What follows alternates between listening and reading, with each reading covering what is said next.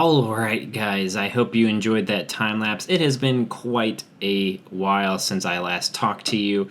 And yeah, it's been a busy time for me in the past few weeks. The past, I guess, 3 weekends have been pretty much full of having to do stuff. 2 weekends I had a wedding to go to. Well, one weekend I had a wedding that my wife was in, and then the next weekend was a wedding where I was in it. And so those weekends were filled, and yes, even during coronavirus, there are still weddings happening.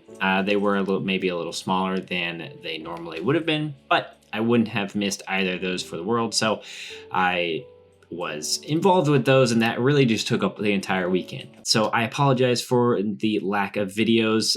Hopefully we can get back on a regular schedule. But I have been doing work, as you saw in that time lapse. Bada boom! Look at that. That looks stellar. I absolutely love how this little island has turned out. I think it's so cool. So the whole entire lore concept behind it. Ooh, just look at that. That looks sick. I'm so happy with it. So the entire lore concept behind this is that, we had talked about putting a lighthouse on that island. But then I kind of figured, you know what, let's make this just a little bit bigger, because then we can have like the lighthouse keepers. There we go, man.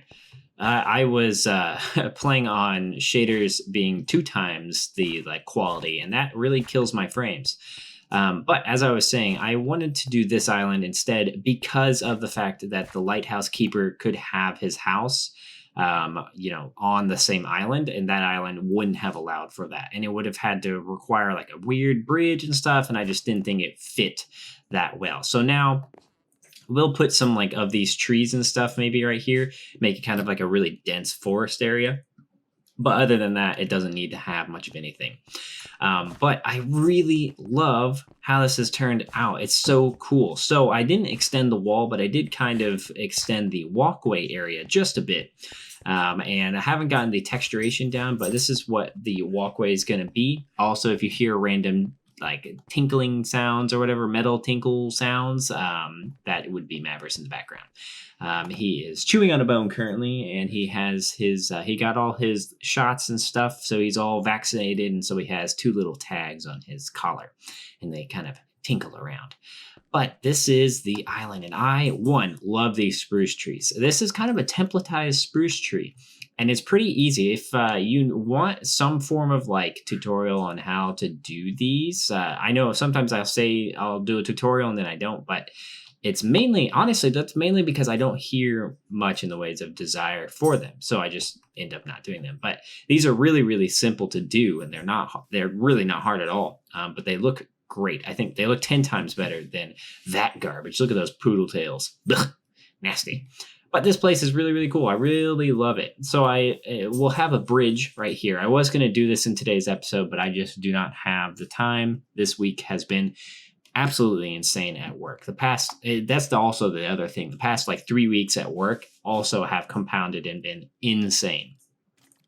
But this area is so cool. So this is the old watchtower, and the whole purpose behind this, the reason why this island is going to be more naturey like this, is it's abandoned in the sense where it's just not used as much. And there's a little bit of story behind it. So when the sun sets, there is a little bit of a thing that we will get to see.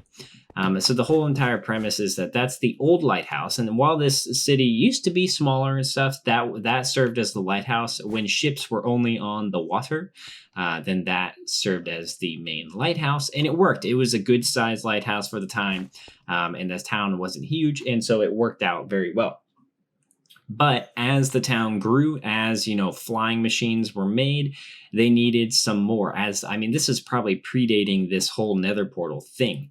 And so this eventually just didn't suit the need of the town as much. So they moved on and made a lighthouse up here. So this area right here where all my stuff is, this is going to be where the new lighthouse is. We're going to have a spiral staircase that continues going up just a little bit more. And we're going to have a big lighthouse right here. Now I'm going to have to alter this cliff just a little bit, or alter like this area around here. But we're going to have a lighthouse that is even bigger than that one down there. And as you can see, there is a automatic soul fire campfire that goes off every time it turns to night. And that just adds the lore. So the entire like lore premise behind this is it's abandoned, it's no longer used, it's been there for centuries or what have you. I mean, it has to have been for like being so dilapidated. I mean, look at the dude's house. It's just like destroyed.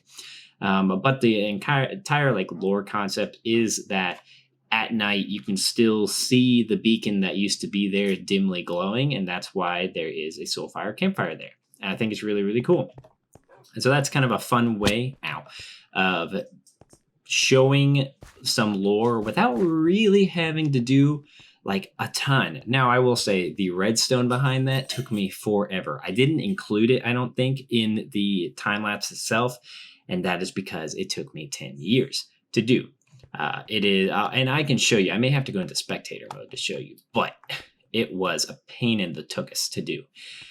So that is where the new lighthouse is going to go. I think that works well. It's like in a nice location. And so I think it's going to work really well for this area to have like a big lighthouse right here. And because they need a big one to be able to like both show the sea peeps that are on boats out in the sea to like come to the town, and also anyone in the sky needs to have something. So I'm thinking we're going to have like a lighthouse that is like a standard lighthouse that goes up maybe to like right here. So it's still going to be pretty big. And the light itself is going to be pretty huge. But then on top of that, I think flying up in the sky, just a bit more, are going to be a couple stacked little beacon type things. And that is going to be another form of lighthouse. It's going to be essentially like them taking this flying concept and extending the lighthouse up just a bit so that even flying ships can actually find their way through the sky. And I think that's a really kind of cool concept. Now, I don't know if we're going to be doing that like next episode or what have you, but it's something that I'm really excited for. Like, I have such a cool idea for it, and I'm just really looking forward to that build. Also, I definitely need to build another one of these things right here. I just haven't had the time. And also, look at that. That looks that's nasty. We need to fill out that cliff. Ugh, so much to do. But let's take a look-see here. So this is the new area. So I decided to just dilapidate the path. Like, nobody really comes over here, but it's kind of like a nature park almost. During the day, it's not that bad to come around here, but people probably get a little bit freaked out when you're over here at night. This is also a combination I absolutely love. Using this new netherrack type of, or I guess nylium, warp nylium as grass. It's kind of, I treat it as if it's like a crabgrass or something like that. Just a different type of grass. Also, interspersing some green concrete powder really adds a cool effect to your grass, and makes it just feel a little bit more patchy and a little bit different. Now, here is something interesting. You can probably see the observers and stuff. I tried to make it so that this was not, like too obvious. And I think I did a pretty decent job hiding it. But there are observers that go all the way up to turn the campfire on and off. And then underneath this one, you can kind of see down in there, there is a little thing that is reading when it turns night. And that will send a redstone signal up. And so, yeah, there are so many cool little things. So there's big trees here. These are really cool. I really love these. These are going to be the primary trees for this entire area. Like, I'm going to start throwing them around in the town. I think that's going to be really, really cool and actually really helpful for selling the town as being really alive. And that's why I went with a templatized look, because they're easy to build and I don't have to, this is the first one I made and you saw, and this is more Christmas tree. And I think this is great. And I absolutely love what it turned out to be, but it's a little harder to build. It took me a lot longer to build. I can throw like one of these up within 10 minutes or something. And that is so much easier to work with than having to spend 30 minutes on one tree. Granted, this one probably looks a little more accurate, but I think this is still a really cool look. Also throwing in some mushrooms. If you didn't know, you can put these mushrooms on grass And as long as they act like regular mushrooms, so if you make them on certain light levels, actually these don't matter. These can be like in broad daylight, like this one. It's regular mushrooms that can't be placed down. But I think it adds just a nice little flair. I've got some varying different sizes of these trees as well. We've got saplings with string on top so they don't grow. And then we have some of these smaller versions. This is the lighthouse keeper's ruined house where they used to live. And so we've got this area here. I added this sort of flair with all the brick to show that maybe this was like a chimney and it's collapsed. And I think that's a really kind of just fun concept. I was going to do the same premise as the lighthouse thing up there with the campfires that turn on and off. But I figured, I think that would probably, if we were going for anything like that, I think that's good enough. That makes sense. That's a nice lore concept. But this is a cool sapling idea. So this is a dead bush with 2 stacked spruce leaves. And I think it just looks like a little bit bigger of a sapling than one of the actual saplings we've got over there. I think I'm going to change the color of this and maybe even the texture to be just a little better. Like, I think it works all right. I just don't like the coloration of it. I don't like how it doesn't look dead. It just looks like weird. So I think I'm going to change the color, make it a little bit darker brown. But I think overall, it's like to match this type of look more, just a little bit more. I think that'll look really nice. And so I also have put in some mushrooms. I don't know why I said it like that, but put in some mushrooms using our diorite. And I think that looks really cool. Just big old mushrooms. Since I decided this place, since it's kind of abandoned and stuff, mushrooms to me make me think of abandoned things. I'm not really sure why. Just kind of fungus and stuff grows. And so we've got 2 bigger mushrooms growing around here. One that you can see from the city, and then one that's a little further in that you don't get to see all the time. And then, of course, some varying rocks and stuff that could be from this tower being dilapidated. I think also the rocks were just naturally there. And then added in just all sorts of rubble and stuff and mossy stone. And I think it looks overall very, very cool. And then, of course, this little area right here, lots of berry bushes as well and varying sizes of saplings. And then there is I believe there's 1 or 2 small versions. Yeah, right here we are. A small version of the spruce tree that is using the same premise as these, just in a smaller format. And I think it looks really good. One tip, when you're trying to build trees like this, one tip to make them feel more realistic is expose some of the inner bit right here, like this fencing, expose it just a bit. That's why I put some fences occasionally right like on the inside here. And I think that's why this one gets sold really well, because you can actually see like all the way up in it, and the leaves really do only stick out to the end. Like, there aren't many in real trees in real life. There aren't a ton of leaves on the outside. It just doesn't make sense because there's no light that gets to it. And so I think that's a really cool way to add a lot of flair to this. Like, you just add some branches occasionally sticking out, and then adding some fences on top really sells that this extends way above. And also, some of you may be wondering why in the world these trees are so tall if the lighthouse is like supposed to be, the lighthouse is supposed to be able to be seen. And with these trees, it would be blocked.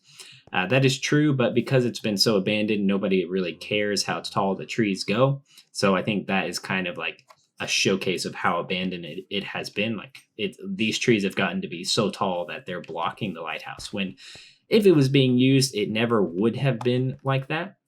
But because it has been abandoned, it is fully covered up by trees. Now, I do need to do just a bit of terraforming on the outside here. It's looking okay. I did try and do some, but it's not like stellar. I need to go through and I think add some andesite to the side of this, and also work on like this ground area. It's kind of flat. But I did try and make it at least look a little bit realistic, so we didn't have to do a ton. So there's some occasional sand and stuff, but overall, I think it looks pretty decent. It even goes all the way down. I tried to make the underwater area look pretty flush and pretty accurate, because then it actually would feel like it's naturally like that and not just like, a thing that I built. I told you I would go into spectator mode to show you the redstone for this. It's pretty simple. If you didn't know, you can go into spectator mode by clicking F3, F4, and it brings up this selection page. And you just click F4 until you get to the one that you want, or you use your mouse however you want. Let's go into spectator mode. Cool. So spectator, right down, and then here we are. And you can see this is the daylight detector, and it is detecting nighttime right now. So it is sending out this signal, and then it gets repeated around, and eventually it gets strong enough to where it goes through, and boom, you just saw that tick, and this will pulse to right here, and this will send a signal up this tower to the top here. I exposed the redstone up here because I don't really care that it seemed like you're not supposed to be able to really see it. And then we've got this whole entire section right here that is surrounded by signs, and that is to hold the water in, because there is water in this dispenser right here.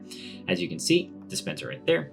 And so when it turns to day, that sensor then kind of shuts off the signal, and that will pulse another, because the observer will detect the comparator down there to change. That'll send another pulse, which will both send a signal into this block, which will power this this thingamajiggy into pulsing into a water bucket or whatever. And I don't know. It was painful to build. I don't fully understand what happened, but we'll say this is an original design by Pixel Brew, because this was like 2 hours of finagling to figure it out. But I think this is a really cool concept. But that is going to do it for this episode, guys. I hope you have enjoyed. I know this was a little bit different of an episode, but bear with me. This past week has been insane. And I just wanted to make sure I had something for you. So with that campfire in the background, I'm going to let you go. If you liked the video, leave a like in real life. If you enjoyed this whole entire build, feel free. Let me know down in the comments below. And I'll see you guys in the next episode. Bye-bye.